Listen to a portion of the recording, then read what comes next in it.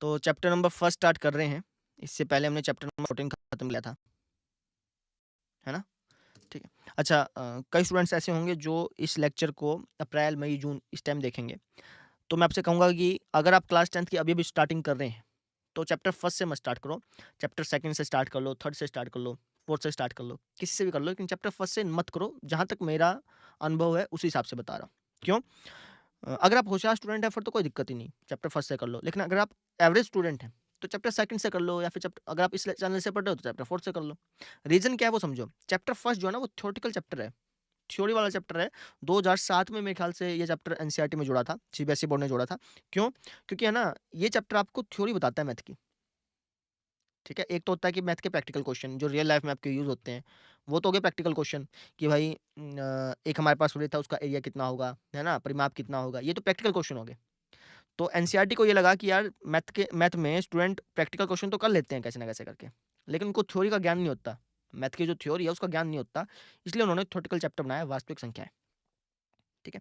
अब कल एक स्टूडेंट का कमेंट आया था, क्योंकि कल मैंने बता दिया था ना कि चैप्टर फर्स्ट स्टार्ट कराएँगे, तो उसमें कमेंट आया था कि सर इसका रियल लाइफ यूज़ क्या है? तो इसका रियल लाइफ यूज़ नहीं है। इसका ऐसा नहीं है कि है, यूज़ है, लेकिन इसका ऐसा नहीं है कि मैं आपको रोज़ यूज़ बता दूँ और आप करने लग जाओ, ऐसा नहीं है। क्यों? जैसे मान लो कि हिंदी में आपने हिंदी व्याकरण पढ़ी थी ना, संधि, पर्यायवाची, विलोम ऐसे करके। लेकिन कभी ज़िंदगी में आपसे किसी ने पूछा कि भाई इसको जोड़ के बता, मतलब संधि विच्छेद करके बता, विलोम करके बता, नहीं पूछा ना। भाई आप मान लो कहीं पे जॉब करने गए, नौकरी लेने गए और आपसे पूछ लिया हो कि इसका संधि विच्छेद बताओ, नहीं पूछते, है ना? लेकिन फिर भी आपने सीखा था, क्यों? क्योंकि जो आपकी व्याकरण है वो हिंदी को लिखने में, हिंदी को समझने में आपकी मदद करती है। वैसे ये जो आपका चैप्टर नंबर फर्स्ट है ना, वास्तविक संख्याएँ, ये एक प्रकार से इसकी मैथ की व्याकरण ही है ना?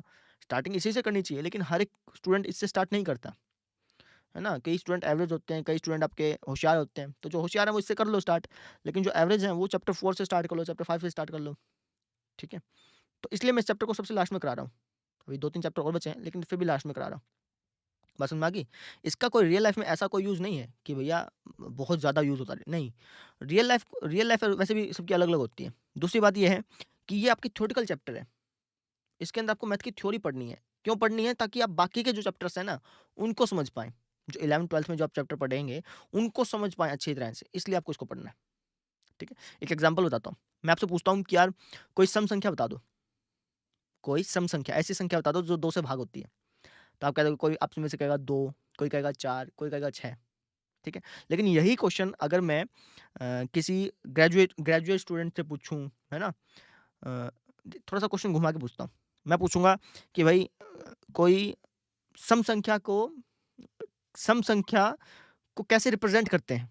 है ना? तो वो पता है क्या बताएगा? वो बताएगा 2m, है ना? मैं उससे बोल दूँ कि विषम संख्या को कैसे रिप्रेज़ेंट करते हैं? वो बताएगा 2m + 1। रीज़न क्या है कि है ना, उसने वास्तविक संख्या पढ़ी हुई है। ये चैप्टर पढ़ा हुआ है। जो सम संख्या होती है, मैंने आपसे पूछा कि सम संख्या बता दो। मैंने ऐसे तो नहीं कहा था कि यार 10 से छोटी सम संख्या बता दो, 10 से बड़ी संख्या बता दो। है ना? आपने तो अपनी मर्ज़ी से 2, 4, 6, 8 बता दिया। लेकिन मैथ में हम जनरली काम करते हैं। ऐसा नहीं होता कि सबका अलग-अलग ऑब्ज़र्वेशन होगा, नहीं। सबका जो सेम ऑब्ज़र्वेशन है, उसको हम 2m बोल देते हैं। ये सारी चीज़ें करेंगे, अभी नहीं, अभी तो ज़्यादा हो जाएगा। तो इसलिए ये थ्योरेटिकल चैप्टर इम्पोर्टेंट है। समझ में आ गई? ये चैप्टर इसलिए करना इम्पोर्टेंट है क्योंकि बाकी चैप्टर्स जो हैं ना, जो आप 11th में, 12th में पढ़ोगे, उसको समझने में आसानी हो, इसलिए। ठीक है? स्टार्ट करते हैं फिर वास्तविक संख्याएँ। कॉपी पेन निकाल लीजिएगा, जो-जो आपको लिखवाया जाए ना, वो साथ-साथ लिखिएगा। तो सबसे पहले तो हेडिंग डाल लो आप, अध्याय 1 वास्तविक संख्याएँ। वास्तविक संख्याएँ। इंग्लिश में बोलते हैं इसको रियल नंबर्स। क्या बोलते हैं? Real numbers, real. ठीक है? अब वास्तविक संख्याएँ हैं क्या? उसको समझते हैं पहले। तो वास्तविक नाम से पता चल रहा है, जो संख्याएँ वास्तव में हों, असल में हों, है ना? वैसे इसका मतलब थोड़ा-सा अलग है, लेकिन अभी आपको सिर्फ़ समझाने के लिहाज़ से बता रहा हूँ। जो संख्याएँ आपने असल लाइफ़ में अभी तक जितनी भी संख्या आपने देखी है ना, वो सारी की सारी संख्याएँ वास्तविक संख्याएँ हैं। जितनी भी संख्याएँ आपने देखी हैं। आप कहेंगे जी हमने तो 1, 2, 3 ऐसे भी संख्याएँ देखी हैं, ऐसे वाली संख्याएँ। तो क्या ये भी वास्तविक संख्याएँ हैं? ये भी वास्तविक संख्याएँ हैं। आप कहेंगे जी हम तो नेगेटिव संख्याएँ भी देख चुके हैं। तो क्या सारी की सारी नेगेटिव संख्याएँ, ये भी वास्तविक संख्याएँ होती हैं? ये भी वास्तविक संख्याएँ होती हैं। है ना? आपने ज़ीरो ही पढ़ा होगा, ये भी वास्तविक संख्या है ना? अब आप में से कोई कहेगा सर ये तो अपना पूर्णांक होते थे ना, है ना? ये अपनी सम संख्या होती थी, ये पूर्णांक है, तो ऐसे-ऐसे बोलेगा। लेकिन भैया थे तो सम संख्या भी हैं, विषम संख्या भी है, सारी चीज़ें हैं, लेकिन हैं ये सारी की सारी वास्तविक संख्याएँ भी। ठीक है। बटे वाली संख्या भी आपने पढ़ी होगी, 2/3, 4/5, 7/8, ये भी वास्तविक संख्याएं हैं। पॉइंट वाले नंबर भी पढ़े होंगे, 0.7, 0.9, 2.3, ये भी वास्तविक संख्याएं हैं, है ना। 3.22222 ऐसे चलता जाता था। इसको हिंदी में बोलते थे हम अनवसानी आवर्ती, है ना। ऐसे बोलते थे मेरे ख्याल से, थोड़ा ध्यान नहीं मुझे, है ना। नॉन टर्मिनेटिंग रिपीटिंग इंग्लिश में बोलते हैं इसको, ठीक है। एक ऐसे नंबर होते थे 2, 3 ऐसे चलते जाते थे, लेकिन रिपीट नहीं होते थे। नॉन टर्मिनेटिंग, नॉन रिपीटिंग, है ना। तो जितने भी आपने नंबर्स पढ़े हैं ना, रूट वाले नंबर पढ़े होंगे आपने, √2, √3, जितने भी नंबर्स अभी तक आपने पढ़े हैं, वो सारे के सारे नंबर क्या हैं? वास्तविक संख्याएं हैं, रियल नंबर्स हैं, ठीक है। ये क्लास 9 में आप पढ़ चुके हैं कि वास्तविक संख्याएं क्या होती हैं, प्राकृत संख्याएं क्या होती हैं, पूर्ण संख्या क्या होती है, परिमेय संख्या क्या होती है, अपरिमेय संख्या क्या होती है, ठीक है। अभी क्लास 10 में वो नहीं पढ़ना कि अपरिमेय संख्या क्या है, परिमेय संख्या क्या है, ये नहीं पढ़ना। आपने वास्तविक संख्याओं के गुण पढ़ने हैं। इनके क्या पढ़ने हैं? गुण। यहाँ लिख देता हूँ, गुण। इसकी कुछ एक खास बातें हैं, कुछ एक प्रॉपर्टीज हैं इनके अंदर, उसको पढ़ना है, ठीक है। अभी मैं लिखवाऊंगा, उसके बाद धीरे धीरे समझ में आएंगे आपको। लिख लीजिए, 3 प्रॉपर्टीज, बेसिकली 2 ही हैं, 2 ही प्रॉपर्टी पढ़नी है, 3 मत लिखो, 2 ही लिखो। 2 ही प्रॉपर्टी पढ़नी है। एक आपने पढ़नी है यूक्लिड विभाजन प्रमेयिका, यूक्लिड विभाजन प्रमेयिका, और दूसरा आपने पढ़ना है अंकगणित की आधारभूत प्रमेय, अंकगणित की आधारभूत प्रमेय। इन दोनों गुणों के बारे में आपने पढ़ना है। कौन कौन से हैं? यूक्लिड विभाजन प्रमेय का, और दूसरा है आपका अंकगणित की आधारभूत प्रमेय। अब क्या है इसका मतलब, उसको समझते हैं, है ना। अब स्टार्ट हो रहा है अभी आपका चैप्टर। अच्छा, ये चैप्टर थोड़ा सा मैं डीपली कराऊंगा, मतलब ज़्यादा डीपली कराऊंगा, तो इसलिए थोड़ा सा ध्यान से समझना। ऐसा मत समझना कि यार एक बार में समझ में आ जाएगा, ऐसा नहीं होगा। 2-3 बार क्या होता है, वीडियो को देखना पड़ेगा आपको, है ना। और वीडियो देखने के बाद ये जो भूमिका है ना आपकी, इसको पढ़ लेना जरूर, क्योंकि सारी बातें मैं बता ही नहीं पाऊंगा, ठीक है। यूक्लिड विभाजन प्रमेयिका, इसको पढ़ते हैं भैया। क्या चीज़ है यूक्लिड विभाजन प्रमेयिका? तो नाम से देखो, यूक्लिड जो थे ना, वो तो अपने मैथमेटिशियन थे, गणितज्ञ थे। ध्यान हो तो क्लास 9 में भी आए थे इनका नाम, है ना। विभाजन तो आप जानते ही हैं, भाग करना। क्या करना? भाग करना, ठीक है। प्रमेयिका क्या होती है? प्रमेयिका थ्योरम जैसी होती है, प्रमेय जैसी होती है, प्रमेय नहीं होती है, प्रमेय जैसी होती है, ठीक है। क्या अंतर है इसके बीच में, प्रमेयिका और प्रमेय के बीच में, उसको समझते हैं। पहले मैं लिख देता हूँ यहाँ पे, थ्योरम जैसी होती है भैया, थ्योरम ही लिख दिया मैंने, एक बार थ्योरम लिख दिया, है ना। पहले समझ लो, उसके बाद फिर प्रमेयिका और थ्योरम के बीच में अंतर बता दूंगा, लेकिन पहली बार समझ लो, है ना। तो यूक्लिड जो थे, इन्होंने विभाजन से संबंधित, भाग करने से संबंधित एक थ्योरम दी थी, एक प्रमेयिका दी थी, है ना। प्रमेयिका थोड़ी सी अलग, चलो पहले समझा ही देते हैं। प्रमेयिका और, फिर आपको समझ में नहीं आएगा ना, प्रमेयिका और प्रमेय, इनमें क्या डिफरेंस है। प्रमेय तो आप जानते हैं, थ्योरम, पाइथागोरस प्रमेय पढ़ी है ना। तो प्रमेय और प्रमेयिका में क्या अंतर है, इसको समझो। प्रमेय तो क्या होती है कि भैया जो आपने पहली बार डिराइव करी हो, पहली बार डिराइव की हो। एग्जाम्पल से समझिए, पाइथागोरस प्रमेय नाम सुना है? क्या होता है पाइथागोरस थ्योरम? कर्ण का स्क्वायर बराबर होगा जी आधार का स्क्वायर प्लस लंब का स्क्वायर, ये होता है ना। तो ये किसने खोजा था? पाइथागोरस ने खोजा था, है ना। और पहली बार खोजा था। पहली बार का मतलब कि उससे उसने, है ना, किसी और ऑब्जर्वेशन का यूज नहीं किया। उसने, पाइथागोरस ने किसी और थ्योरम का यूज करके इसको, इस रिलेशन को नहीं निकाला था, ऐसा नहीं किया था। उसने खुद ब खुद रिलेशन बनाया था, उसकी खुद की थी भैया ये प्रमेय। पाइथागोरस ने खुद की मेहनत से प्रमेय बनाई थी, ऐसे समझ लो चाहे। इसके पीछे कहानी भी है, कई सुनाते हैं, हमारे टीचर सुनाते थे। तो वो बताते हैं कि भाई जो पाइथागोरस थे ना, इनके पास एक रस्सी थी, मतलब रस्सी ले ली उन्होंने कोई सी, और इन्होंने गांठ बांध दी बहुत सारी उसके अंदर, है ना, बड़ी सारी रस्सी थी। तो इन्होंने क्या किया, पहले एक राइट एंगल बनाया, राइट एंगल ट्रायंगल बनाया छोटा सा। उसमें देखा कि जो कर्ण है ना, कर्ण की वाली जो भुजा है, उसमें जितनी गांठें बंधी हैं, उसका स्क्वायर बराबर होता है आधार के, आधार में जितनी गांठें बंधी हैं, और जो लंब में जितनी गांठें बंधी हैं, उनके स्क्वायर के जोड़ के। ऐसे करते करते उन्होंने सीखा था कि अच्छा ये तो रिलेशन सभी में है। सभी ट्रायंगल्स में एक खास बात थी कि जो कर्ण की लंबाई थी ना, वो आधार की लंबाई के स्क्वायर और जो लंब की लंबाई के स्क्वायर है, उसके जोड़ के बराबर थी। तो वहां से इन्होंने प्रमेय बनाई थी, समझ रहे हो। इन्होंने किसी की कॉपी नहीं मारी थी, ऐसा नहीं था कि भैया किसी और ने पहले बना रखी हो, उसकी कॉपी मार ली हो, या फिर उसी से संबंधित उसको देखते हुए कुछ और चीज बना ली हो, ऐसा नहीं था। इन्होंने खुद बनाई थी, तो इसलिए हम इसको बोलते हैं प्रमेय। क्या बोलते हैं? प्रमेय। प्रमेय का क्या चीज है फिर? प्रमेय का होती है कि आपने खोज तो करी है, आपने खोज तो करी है, लेकिन लेकिन किसी दूसरी थ्योरम की हेल्प लेके, किसी दूसरी प्रमेय की हेल्प से, उसकी आपने हेल्प ली और वहां से आपने खोज की, है ना। इसको एक और नाम बोलते हैं, प्रमेयिका को हेल्पिंग थ्योरम भी बोलते हैं, हेल्पिंग थ्योरम। भाई जो किसी की हेल्प लेकर, वो पहले से ही कोई थ्योरम थी, पहले से ही कोई कंसेप्ट था, वहीं का उसी को आधार मान करके आपने उससे कोई एक नई बात बना दी, है ना, या फिर कह लो उसी को थोड़ा सा मॉडिफाई कर दिया, उसी को थोड़ा सा मॉडिफाई कर दिया, उसको हम बोलते हैं प्रमेयिका। क्या बोलते हैं भैया? प्रमेयिका। समझ गए? तो अभी मैं इसको प्रमेयिका को प्रमेय ही बोल रहा हूँ, ठीक है ना, ताकि मुझे समझाने में आसानी हो। तो यूक्लिड विभाजन प्रमेयिका, यूक्लिड ने विभाजन से संबंधित एक प्रमेयिका दी, एक थ्योरम दी। समझाने के लिहाज से बोल रहा हूँ, थ्योरम और प्रमेयिका में अंतर बता दिया मैंने, लेकिन समझाने के लिहाज से मैं इसको बार बार थ्योरम बोलूंगा, ठीक है। तो यूक्लिड ने विभाजन विभाजन से संबंधित एक क्या दी, थ्योरम दी, एक प्रमेयिका दी। क्योंकि विभाजन तो पहले से ही जानते थे लोग, भाग करना तो पहले से जानते थे लोगों को, तो पता था कि भाई 5 चीजें हैं और मेरे पास मान लो 5 टॉफी हैं और 2 लोगों में बांटनी है, तो सबको कितनी कितनी मिलेगी, ढाई ढाई मिलेगी, है ना। तो भाग करना तो पहले से जानते थे। लेकिन यूक्लिड भाई साहब जो थे, इन्होंने विभाजन से संबंधित एक नई ऑब्जर्वेशन दुनिया के सामने रखी, एक नई खोज दुनिया के सामने रखी, उसको बोला गया यूक्लिड विभाजन प्रमेयिका। क्या बोला गया? यूक्लिड विभाजन प्रमेयिका। समझे? क्या कहा था इन्होंने, वो समझो, ठीक है। अभी मैं एग्जाम्पल से आपको समझा रहा हूँ।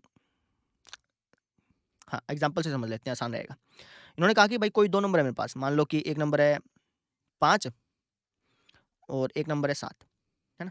इन्होंने क्या कहा, प्रॉपर स्टेटमेंट बता रहा हूँ। इन्होंने कहा कि कोई भी 2 नंबर है, उसमें से जो बड़ा नंबर है ना, उसको मैंने ए मान लिया। क्या मान लिया? ए। और जो छोटा नंबर है उसको मान लिया मैंने बी। क्या मान लिया? बी। और इसको कर दिया भाग, 7 यहाँ पे रखा, 5 यहाँ पे रखा, ठीक है ना। भाग कर देते हैं, तो कितने में जाएगा? 5 एकम 5, कितना बच गया? 2 बच गया, ठीक है। तो इन्होंने कहा कि भैया जो ए है ना, ए नंबर, उसको मैं ना कुछ ऐसे लिख सकता हूँ। कैसे? 7 बराबर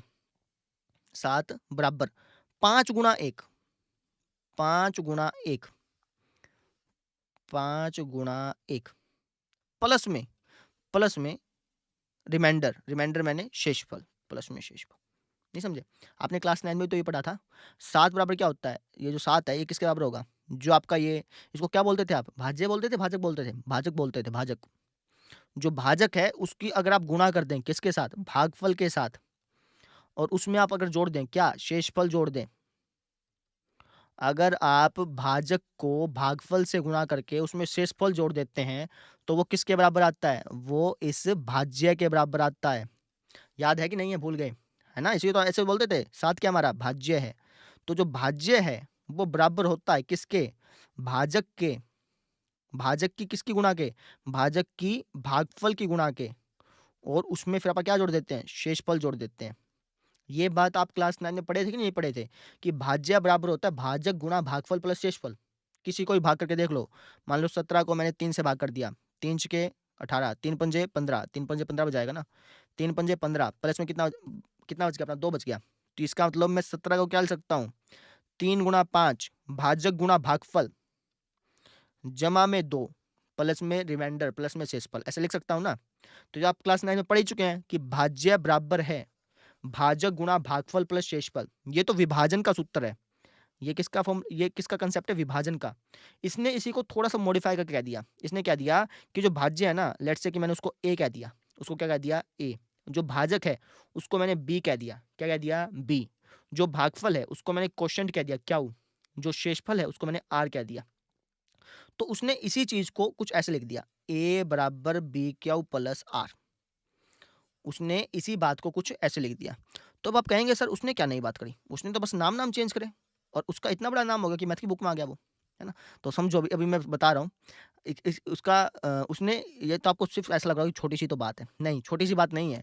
अब इसका यूज करते हुए उसने एक एचसीएफ निकालने का नया तरीका निकाल दिया। इस प्रमेयिका का यूज करते हुए उसने एचसीएफ निकालने का, जो आप एचसीएफ नहीं निकालते थे, महत्तम समापवर्तक बोलते हैं जिसको, एचसीएफ निकालने का एक दूसरा तरीका खोज निकाला, ठीक है ना। इसका यूज करते हुए उसने एचसीएफ निकालने का एक दूसरा तरीका निकाल लिया। उसी को बोलते हैं यूक्लिड विभाजन प्रमेयिका। क्या बोलते हैं? यूक्लिड विभाजन प्रमेयिका, ठीक है ना। विभाजन तो सभी जानते थे, ये वाला जो कंसेप्ट है ना, भाज्य गुणा भाजक गुणा भागफल प्लस शेषफल, ये कंसेप्ट तो पहले से सभी जानते थे। यूक्लिड भाई साहब ने क्या किया? यूक्लिड भाई साहब ने इसी कंसेप्ट को कुछ ऐसे लिखा और इस कंसेप्ट का यूज करते हुए एचसीएफ निकालने का एक दूसरा तरीका खोज निकाला। और भी बहुत सारे इसके यूजेस हैं, लेकिन मैं पहले एचसीएफ बता रहा हूँ। एचसीएफ निकालने का एक दूसरा तरीका खोज निकाला, इसलिए इसका नाम यहाँ पे आ गया, बुक में आ गया। ठीक है ना, कोई छोटा काम नहीं किया। एचसीएफ निकालने का एक तरीका तो ये होता है, मान लो कि मैं कह दूं कि 5 और 15 का एचसीएफ निकालो, तो अब कैसे निकालते थे याद है? 5 के ऐसे फैक्टर बनाते थे, 15 के ऐसे फैक्टर बनाते थे, जो कॉमन आता था उसको आप एचसीएफ बोलते थे, है ना? तो एक तो ये तरीका था। अब इन्होंने एक और तरीका निकाल दिया, एचसीएफ निकालने का दूसरा और तरीका निकाल दिया। ठीक है ना? उस दूसरे तरीका निकालने की वजह से फिर इनका नाम आ गया कि यूक्लिड विभाजन प्रमेय का। यूक्लिड ने विभाजन से संबंधित, ये विभाजन है ना, इससे संबंधित एक नई प्रमेय का, एक नई ऑब्जर्वेशन दुनिया के सामने रखी। उसने बता दिया कि विभाजन जो आप पहले यूज करते थे ना, इसका यूज करके मैं एचसीएफ भी निकाल सकता हूँ। ये कहा यूक्लिड ने, समझे? इसी को हम बोलते हैं यूक्लिड विभाजन प्रमेय का, समझे? अभी तो स्टार्टिंग है, धीरे धीरे समझोगे इसको, है ना? अच्छा, उसने एक और बात कही कि जो आर है ना, रिमाइंडर जो है, जो शेषफल है, ये जो आर है, ये आर हमेशा हमेशा 0 या 0 से तो बड़ा होगा, या तो 0 होगा या 0 से बड़ा होगा, या फिर बी से छोटा होगा, है ना? हमेशा 0 या 0 से तो बड़ा होगा और बी से हमेशा क्या होगा? छोटा होगा। अब इसका क्या मतलब वो समझते हैं, लिख लो पहले एक बार इसको। देखो एग्जाम्पल से आप समझिएगा। मान लेते हैं कि, कौन सा पेन आ गया, मान लेते हैं कि भैया आपको 15 को भाग करना है 2 से। कैसे भाग करोगे? आप कहोगे 15 तो आता ही नहीं, इससे कम लेते हैं, 2 सत्ता 14, है ना? कितना बच गया? 1 बच गया। ऐसे करोगे नहीं करोगे, है ना? तो आप ध्यान से देखो, ये जो आपका शेषफल है, ये शेषफल 2 से छोटा है कि नहीं है? 2 से छोटा है, 2 से छोटा है ना? कोई और नंबर ले लो, मान लो आपको 21 को भाग करना है 4 से, तो कितने में कटेगा? 4 पंजा 20, कितना बच गया आपका शेषफल? 1 बच गया। क्या ये जो शेषफल है, ये इस भाजक से, क्या शेषफल भाजक से छोटा है कि नहीं है? आप कहेंगे जी छोटा है, भाजक से छोटा है। भाजक को मैं बी कह देता हूँ एक बार, है ना? बी से छोटा है भैया, बी से छोटा है।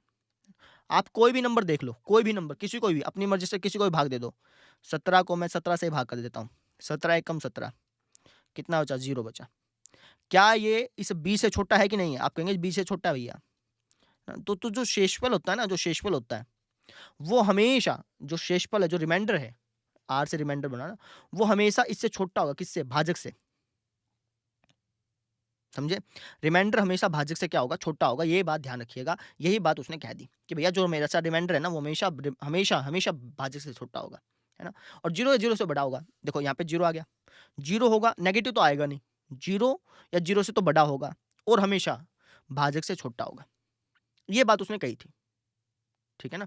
ये बात वैसे तो पहले से भी जानते थे, इसका यूज करते हुए उसने एचसीएफ निकाल दिया था, इसलिए उसका नाम जो है ना पड़ गया यूक्लिड विभाजन प्रमेय का, समझे? ये दोनों जो बातें हैं, ये यूक्लिड के पहले से भी लोग जानते थे कि भैया हम भाज्य जो है हमेशा भाजक गुना भागफल प्लस शेषफल के बराबर होता है, और जो शेषफल है ये हमेशा 0 या 0 से बड़ा होगा और जो भाजक है उससे हमेशा छोटा होगा। ये बात पहले से जानते थे, लेकिन इसने पहले इसको ऐसे लिखा, मॉडिफाई करके थोड़ा सा, और इसका यूज करते हुए ए बराबर बी का प्लस आर का यूज करते हुए एचसीएफ निकालने सिखा दिया लोगों को।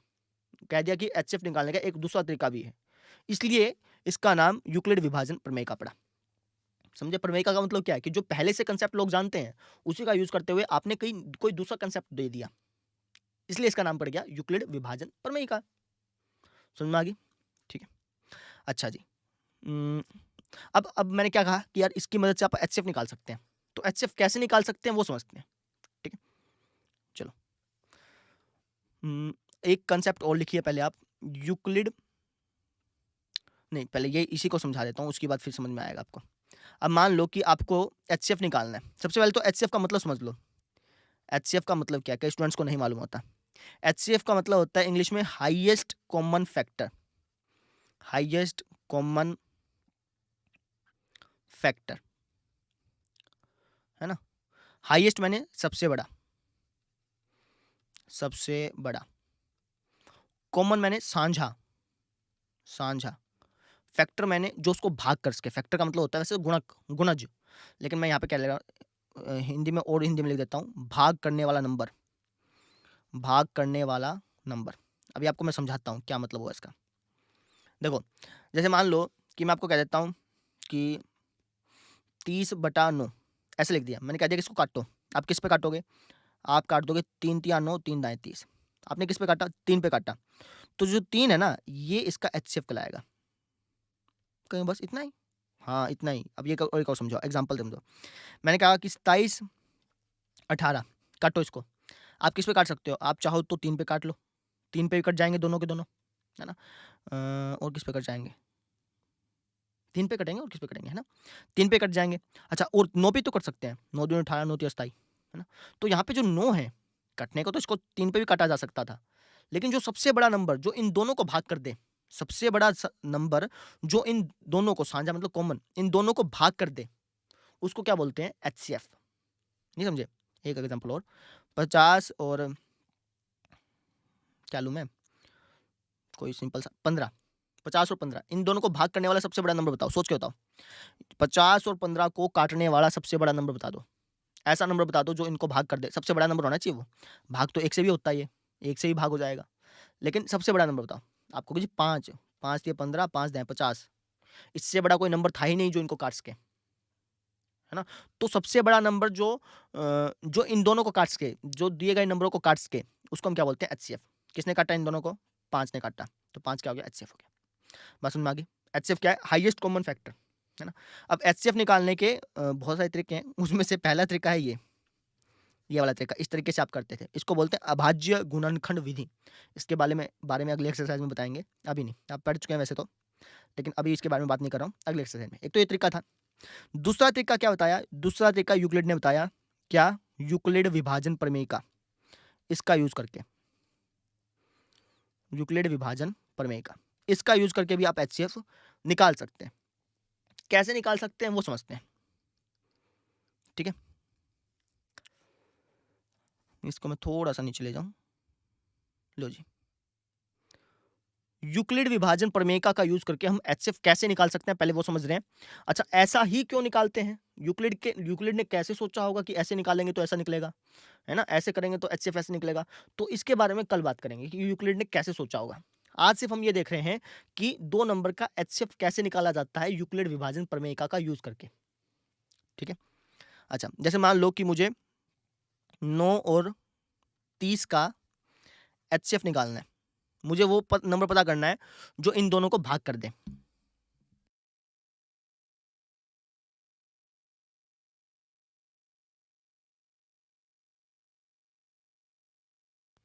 कोई आ गया था। चलो भाई, मुझे वो नंबर पता करना है जो 9 और 30 को भाग कर दे। वो बड़े से बड़ा नंबर जो 9 और 30 को भाग कर दे। अब मुझे बता दें भाई, 30 और 9 को भाग करने वाला कौन सा बड़ा नंबर है? सबसे बड़ा नंबर जो इन दोनों को भाग कर दे। तो आप कहोगे जी 3 है ना? यानी 3 इसका एचसीएफ हो गया। ये आपको पता चल गया, ठीक है? अब आप दूसरे तरीके से करके देख रहे हैं। अब आप किसी के तरीके से करके देख रहे हैं? यूक्लिड के तरीके से, यूक्लिड विभाजन प्रमेयिका के तरीके से। कैसे करना होता है समझो। इसके स्टेप है। स्टेप नंबर फर्स्ट, जो सबसे बड़ा नंबर है इन दोनों में, बड़ा नंबर कौन सा है? 30। इसको आप भाग के अंदर डालो, है ना? जो छोटा नंबर है उसको बाहर डालो।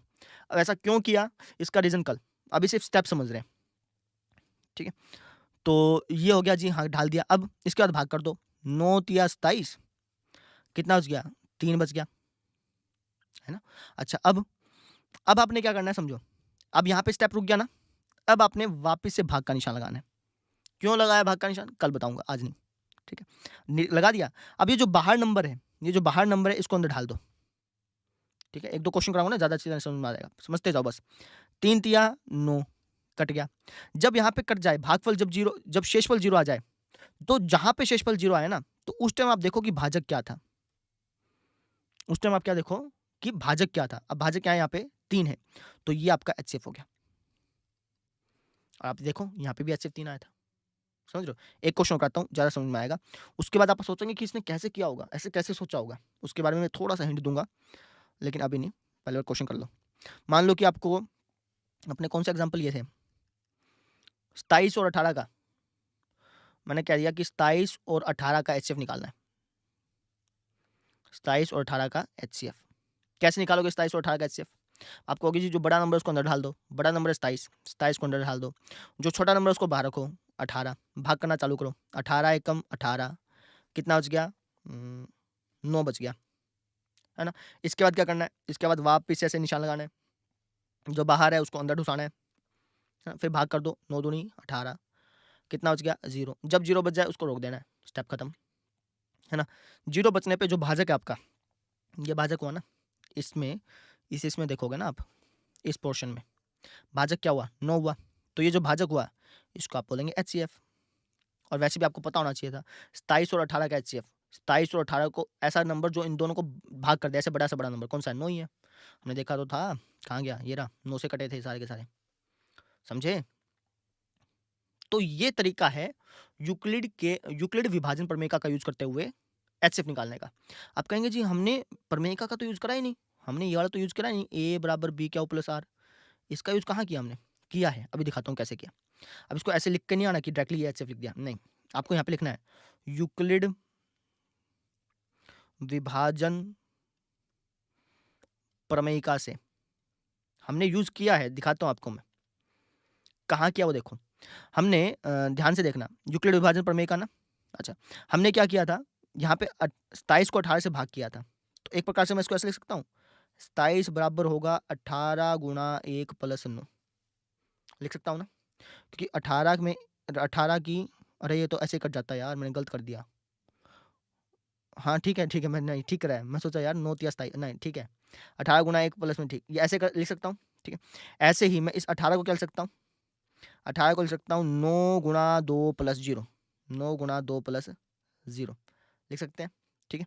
अच्छा अब यूक्लिड विभाजन प्रमेयिका ये असल में क्या है वो समझो, अभी तक तो मैंने कुछ बताया नहीं, अब बता रहा हूँ।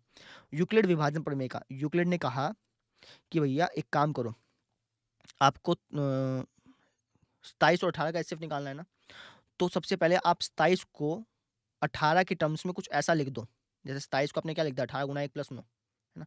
लिखने के बाद जो आपका भाजक है, जो आपका भाज्यक है वो अगले स्टेप में भाज्य बन जाएगा। अगले स्टेप में क्या बन जाएगा? भाज्य। अब ऐसा कैसे सोचा होगा उसके बारे में कल बात करेंगे, आज नहीं, है ना। और जो आपका रिमाइंडर है वो अगले स्टेप में क्या बन जाएगा? भाजक बन जाएगा, है ना।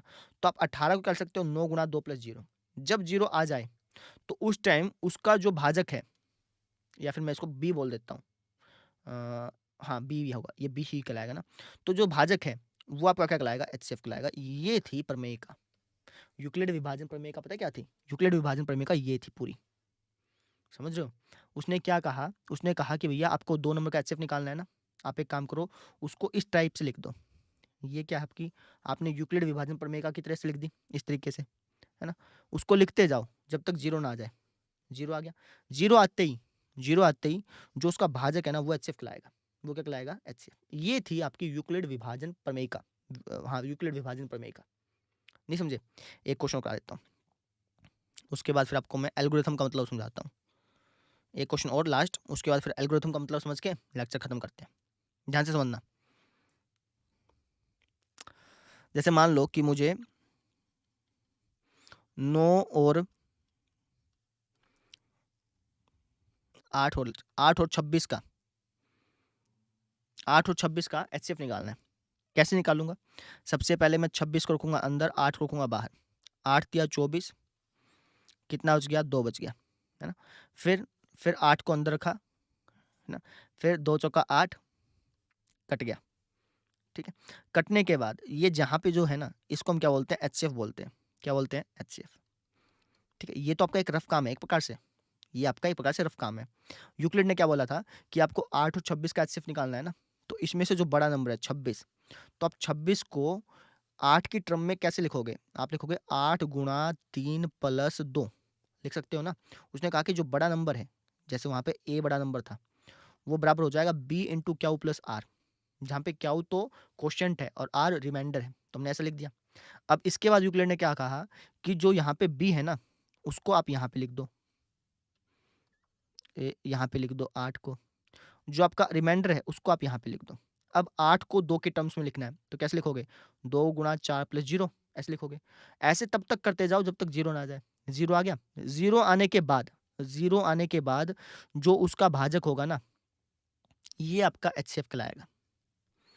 ये यूक्लिड ने कहा था, इसको हम बोलते हैं यूक्लिड यूक्लिड विभाजन प्रमेयिका, समझे।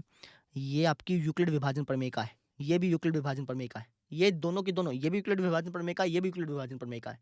जो मैंने पहले बताया ना, वही यूक्लिड विभाजन प्रमेयिका है, ठीक है। अच्छा, जब मैं इसको स्टेप बाय स्टेप लिख देता हूँ, ऐसे मैंने 2 बार लिखा ना इसको, जब मैंने इसको स्टेप बाय स्टेप लिख दिया, या फिर ऐसे कह लो कि यूक्लिड विभाजन प्रमेयिका का जब मैंने 2-3 बार यूज कर लिया, जैसे यहाँ पे कितनी बार यूज किया? 2 बार, तो इसको हम बोलते हैं यूक्लिड विभाजन विभाजन एल्गोरिथम। क्या बोल देते हैं? एल्गोरिथम। एल्गोरिथम का मतलब होता है कि स्टेप बाय स्टेप यूज़ करना। आपने प्रमेयिका का कितनी बार यूज़ किया? 1, 2 बार यूज़ किया, तो इसको बोलते हैं यूक्लिड विभाजन एल्गोरिथम। क्या बोलते हैं? यूक्लिड विभाजन एल्गोरिथम। बात समझ में आ रही है? ये थोड़ा-सा डीप कांसेप्ट है, लेकिन समझाना ज़रूरी था। समझे? ये मतलब होता है। एल्गोरिथम और प्रमेयिका में मतलब समझ में आ गया? प्रमेयिका तो यही चीज़ है, यही प्रमेयिका है, ठीक है? लेकिन प्रमेयिका की मदद से उसने 2-3 बार इसको स्टेप बाय स्टेप यूज़ किया और उसने एचसीएफ निकाल दिया। तो स्टेप बाय स्टेप जब हम यूज़ करते हैं, तो इसको बोलते हैं यूक्लिड विभाजन एल्गोरिथम। समझ में आ गई मेरी बात? है ना? अब मैं आपको एनसीईआरटी के क्वेश्चन करा देता हूँ। ये क्वेश्चन बाद में भी कराऊँगा, लेकिन समझने के लिहाज से करा देता हूँ। एक क्वेश्चन करा देता हूँ, ठीक है? ये क्वेश्चन आप खुद करिएगा। सेकंड भी कर सकते हैं, लेकिन थर्ड करिएगा पहले। फर्स्ट क्वेश्चन देखिए, क्या बोला है इसने? ध्यान से समझो। बोला कि निम्नलिखित संख्याओं का एचसीएफ ज्ञात करना है। किसका यूज़ करके? यूक्लिड विभाजन एल्गोरिथम का यूज़ करके, है ना? एल्गोरिथम और प्रमेयिका दोनों सेम ही चीज़ है, लेकिन जब प्रमेयिका को आप बार-बार यूज़ कर लेते हैं ना, तो उसको हम बोल देते हैं algorithm. Step by step use करना एल्गोरिथम कहलाता है ना? तो आपको इसका एचसीएफ निकालना है। कैसे निकालोगे? 225 को रखोगे अंदर, 135 को रखोगे बाहर। 135 से कम, 135 कितना बच गया? 0, 22 में से 13 गया, 7, 8, 9, 90। फिर वापस से आपने 135 को अंदर रखा, है ना? 90 कम 90 कितना बच गया? 45। फिर आपने अंदर रखा, जो बाहर था उसको अंदर रख दिया 90, 45 दूनी 90, यहाँ पे बच गया 0, है ना? इसके बाद आप क्या लिखोगे? ये तो आपने एक प्रकार से रफली काम किया, लिख के आना कभी आप ऐसे रफली कराओ। ये तो एक प्रकार से हमने रफली काम किया, है ना? लेकिन लिख के जरूर आना बुक में, कॉपी में सॉरी। आप क्या लिखोगे? नीचे लिख देते हैं इसको, प्रॉपर्ली लिख देता हूँ जैसे अपने एग्जाम में लिखना है। ये वापस भी कराऊंगा, लेकिन आज तो सिर्फ समझा रहा हूँ। यूक्लिड विभाजन एल्गोरिथम से, क्योंकि आपने स्टेप यूज कर लिया ना, एल्गोरिथम से आप क्या कह सकते हो कि जो 225 है, जो ये 225 है, इसको मैं क्या लिख सकता हूँ? 135 गुणा 1 प्लस 90। 135 की 1 से गुणा कर दिया, उसमें 90 जोड़ दिया, लिख सकते हैं ना? ऐसे ही जो 135 है, इसको मैं क्या लिख सकता हूँ? 90 गुणा 1 प्लस 45। 90 गुणा 1 प्लस 45। जो 90 है, इसको मैं क्या लिख सकता हूँ? 45 गुणा 2 प्लस 0। आपने क्या किया? ये भी यूक्लिड विभाजन प्रमेयिका थी, ये भी प्रमेयिका थी, ये भी प्रमेयिका थी। आपने इन प्रमेयिकाओं का बार-बार यूज़ कर लिया, तो इसको बोल दिया हमने यूक्लिड विभाजन एल्गोरिथम। एल्गोरिथम मतलब स्टेप बाय स्टेप यूज़ करना। आपने स्टेप बाय स्टेप यूक्लिड विभाजन प्रमेयिका का यूज़ किया है, तो इसलिए बोलता है यूक्लिड विभाजन एल्गोरिथम। ठीक है ना? तो इसकी मदद से मैं क्या कह सकता हूँ कि जो एचसीएफ होगा, वो क्या होगा? वो ये 45 होगा, है ना? ये 45 ही क्यों होगा? यूक्लिड ने कैसे सोचा होगा इसके बारे में? कैसे उसने दिमाग लगाया होगा कि ऐसे एचसीएफ निकालते हैं, है ना? कैसे उसने ये फ़ॉर्मूला बनाया होगा एक प्रकार से? एक फ़ॉर्मूला ही टाइप कह लो कि उसने पहले से 225 और 135 का एचसीएफ निकालना था, तो उसने कहा कि 225 को इसकी टर्म्स में लिख दो, फिर 135 को इसके टर्म्स में लिख दो, फिर जो 90 है उसको इसके टर्म्स में लिख दो। ऐसे तब तक लिखते रहो जब तक 0 ना आ जाए, है ना? तो उसने कैसे सोचा होगा, है ना? तो इसके बारे में हम कल बात करेंगे। तो ये होता आपका यूक्लिड विभाजन एल्गोरिथम, यूक्लिड विभाजन प्रमेयिका, है ना? इसके बारे में आज हमने चर्चा की। क्या बातें की आज हमने? आज हमने देखा कि वास्तविक संख्याएँ क्या होती हैं। हमने सीखा कि यूक्लिड विभाजन प्रमेयिका क्या है। यूक्लिड विभाजन प्रमेयिका कुछ भी नहीं है। यूक्लिड विभाजन प्रमेयिका बस इतनी ही है, a बराबर b क्यू प्लस r, जहाँ पे जो r है उसकी वैल्यू 0 0 से बड़ी होगी और b से छोटी होगी। यही यूक्लिड विभाजन प्रमेयिका है। लेकिन इसको प्रमेयिका क्यों बोला गया? क्योंकि उसने इसकी मदद से एचसीएफ निकालना सीख लिया। एचसीएफ निकालना बता दिया। सीखा तो आपने है ना, उसने बता दिया। ठीक है ना? तो इसको बोला गया यूक्लिड विभाजन प्रमेयिका। ठीक है? अच्छा, फिर हमने सीखा कि यूक्लिड विभाजन एल्गोरिथम क्या है। ये 3 चीज़ें आज हमने सीखी। ठीक है? तो बस यही था आज के लेक्चर में। ये हो गया हमारा बेसिक खत्म। कल जो है ना, इसके बेसिक का सेकंड पार्ट करेंगे। बेसिक का फर्स्ट पार्ट है ये, इसके बेसिक का सेकंड पार्ट करेंगे। उसके अंदर हम सीखेंगे कि यूक्लिड विभाजन प्रमेयिका का और कहाँ-कहाँ यूज़ होता है। एक तो एचसीएफ निकालने में यूज़ हो गया, है ना? और कहाँ-कहाँ यूज़ कर सकते हैं, वो हम कल के लेक्चर में सीखेंगे। ठीक है? कल मिलते हैं फिर। Thank you.